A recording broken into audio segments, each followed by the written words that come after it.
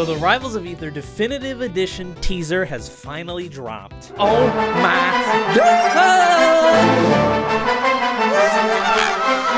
god! But we knew this was coming at some point or another. I don't think anybody's really shocked by the summer of 2020, summer of this year release date. And so for like a 2.5 minute teaser, there's actually quite a bit to talk about. So I'm gonna do that. Let's break it down. Okay, so right off the bat, we're greeted with some animations we've seen before, but then it expands and we get a whole set of new animations for the entire original characters of Rivals of Aether. If I had to guess, you know, this is going to be the brand new version of the little video that plays where that you immediately spam start and skip every time. But it's pretty neat to see all the over there. I think one of the only people excited for these animations is me, because it's just brand new fodder I can use in videos. All right, and then we have a bunch of little combos that go through each of the characters, including the DLC. And you'll notice that a couple of the characters, Zetterburn and Crag, both have little visual overhauls. Zetterburn finally has a loincloth. We did it, everybody. How many years did it take to get Zetter a loincloth? You know, you think with a fan base full of just furries that they'd be upset about this, but apparently everybody wanted him to have a loincloth. I guess it leaves more to the imagination. But also, yeah, Crag, it's got just like more details. He just looks a little different. I'm pretty sure this was shown off like a while ago, like a really long time ago. But yeah, Rivals has gotten like a number of different visual improvements over the years, from big things like these overhauls to like a lot of little things where you see like idle animation, walk animations, just touched up, made more fluid. So it wouldn't surprise me that in addition to Crag and Zetterburn, we'll actually see, you know, a number of different little spots, some things that have been touched up. And also during this same segment, we have brand new character art. This art is very reminiscent to me of like the windscreen art of the game. So if I had to guess, I think these will replace the windscreens because they look really good and way better, or maybe they'll make like a pixelated version to appear in the game. Otherwise, it just seems like a waste of good art. Again, I feel like a lot of these things are just for me so I can put this in the thumbnail. Thanks, Dan. And then in the next section we see here, as we all know, as one of the main points of the Definitive Edition, all the characters, all the stages will be unlocked. Yay! But despite the fact that all the characters in the stages are unlocked, if you notice in the character select screen, provided that like these bits of video are even of the final version, they could just be of like early builds. But anyway, the point is, you can still see that the Aether coins are still there. I don't know about you guys, but one of the main things to buy Aether coins with was Atlas Apsa, and then the stages, and then you forget about them forever. But what about Abyss Mode? I know about Abyss Mode. That's what I'm about to talk about next. Is there's going to be a big update to Abyss Mode. And of course, this is another place you spend your coins. And I think this is going to be basically the only place, or one of the main places we spend coins, Dan dollars. Abyss Mode is going to get a huge update. At the very least, all the original characters are going to have Abyss moves, Abyss runes. Like as far as Rivals single player content goes, Abyss Mode is the best thing that it has to offer, and so a greater focus on that and way more features I think is very good for the game, and it'll be actually something that'll be worth spending coins on. Like it actually makes sense to do that. As you see here in the teaser, Claren's got like this crazy projectile or something like that, and I assume that means basically every character is going to have some set of janky moves. The only real problem with Abyss Mode is it's kind of sad because Workshop is just completely overshadowed Abyss Mode. Like, who even cares? Ooh, Claren's got a projectile? Whoop-de-doo. Is that anything compared to Ronald McDonald? But I guess this will be good for the Switch version that probably won't have Workshop, and it definitely won't have Ronald McDonald. So another thing you're going to obviously be able to spend your money on is the teaser itself states that you can earn new cosmetics. Earn, not buy. Everybody relax. No more DLC. Although I'm sure you're still going to have to buy a lot of the skins with real money. I don't know. But there'll at least be probably like a slew of more options to buy with your Dan dollars. As you see in the teaser, there's a bunch of little buddies. Currently in the game right now, there's already some buddies that you can spend Dan dollars on. But it's like as we see in the trailer, there's some new ones. I'm sure they're going to add a bunch because they're pretty easy to add as far as my understanding of the game goes. But in addition to that, I would be very remiss. I would get a million billion comments in the world if I didn't mention the fact that there are Lovers of Aether skins now in Rivals. I'm guessing all the original cast has a Lover of Aether skin based on this.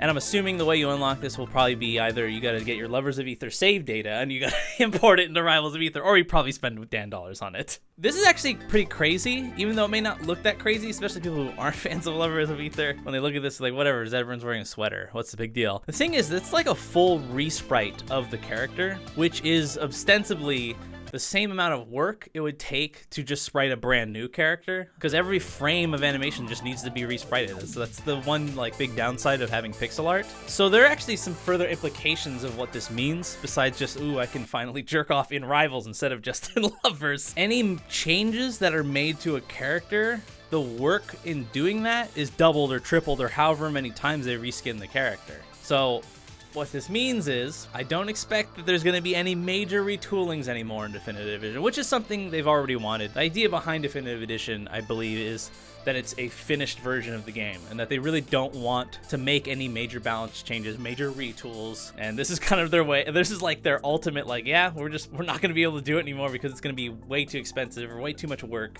Elian and the other pixel arts only have so much life force, and they're not going to be able to resprite these characters just because Solano sucks. So any changes or whatever, it would probably just be like just numbers from here on out. Okay, in the next bit, they try to distract you with this Ayala resprite of Eliana, but they're putting this in plain sight. They're putting it right in front of a brand new stage? Question mark? It's not. I looked into it. As I saw that, and I was like, hold up, is that a new stage?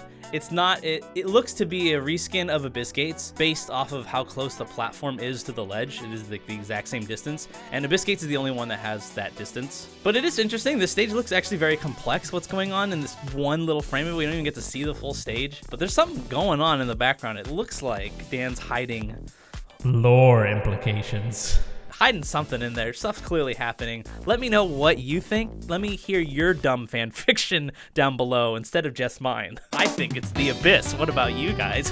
Who cares? Winding back, speaking of stage skins, in the same area that they show the Lovers of Aether resprites of Zedburn and Apsa, you can also see that this is a Lovers of Aether reskin of Tower of Heaven. So based off of seeing like multiple ones, it wouldn't surprise me. If I were a gambling man, I would guess that every stage will have a reskin, minus, you know, the ones that already do, and maybe not the guest stages. I don't know. And if that's the case, I think that's a really good decision, because I feel like Dan and company are definitely adding enough extra stuff to make buying the Definitive Edition worth it over the base game. Like, there is like a bunch of extra features that they're chalking in that makes even upgrading, you know, makes the wait worth it even. Just a whole bunch of extra stuff that I don't think anybody even really asked for. This will also, I'm guessing, be another thing you can spend your coins on, is the alternate stage skins. This isn't shown in the teaser, but Blazing Hideout had a complete visual overhaul like a while ago.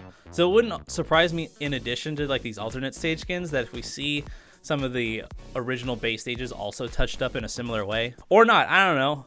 I'm just speculating. What do you want from me? Hey Dan, am I correct?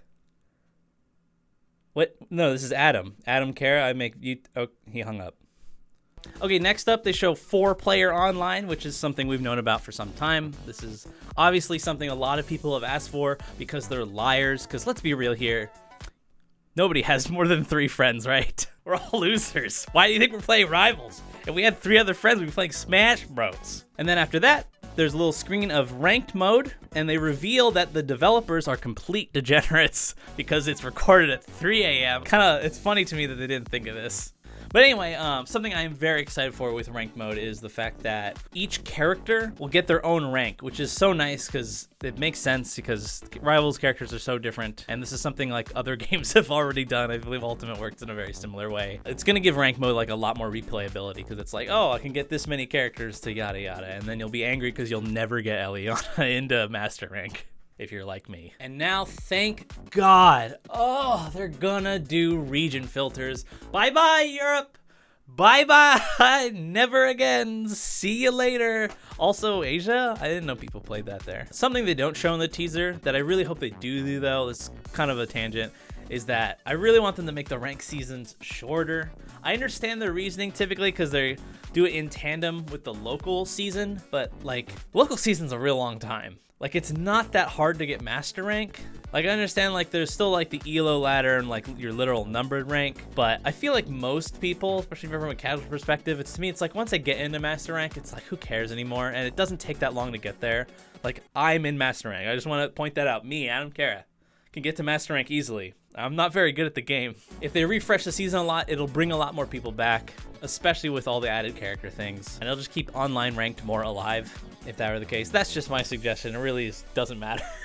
And then finally, the teaser ends with a little nod to the competitive scene, which is honestly really cool that Dan put that in the definitive edition, like the definitive edition teaser. But here's the thing is if Dan actually cared about the Rivals competitive scene, he would fix the one big obvious problem that Rivals of Aether has had since the very beginning. There were 4 rasters in Genesis 7's top 8. 4. That's half of top 8 was rasters. Have you seen what it's like out there, Dan? Do you ever actually leave Sunny's doghouse? Everybody just yells and screams at each other. Nobody's civil anymore. Nobody thinks what it's like to be the other guy. You think men like Dan Fernacey ever think what it's like to be a guy like me? To be anybody but themselves? They don't. They think we'll just sit there and take it like good little boys, that we won't werewolf and go wild.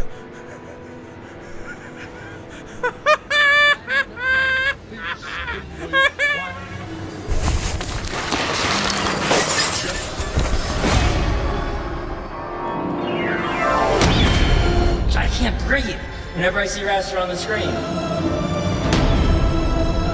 I hate Raster. I used to think that my life was a comedy, but now I realize it's a tragedy. I was a competitive brawl player for a couple years. That was the game that I was like most into playing competitively. If you just DI.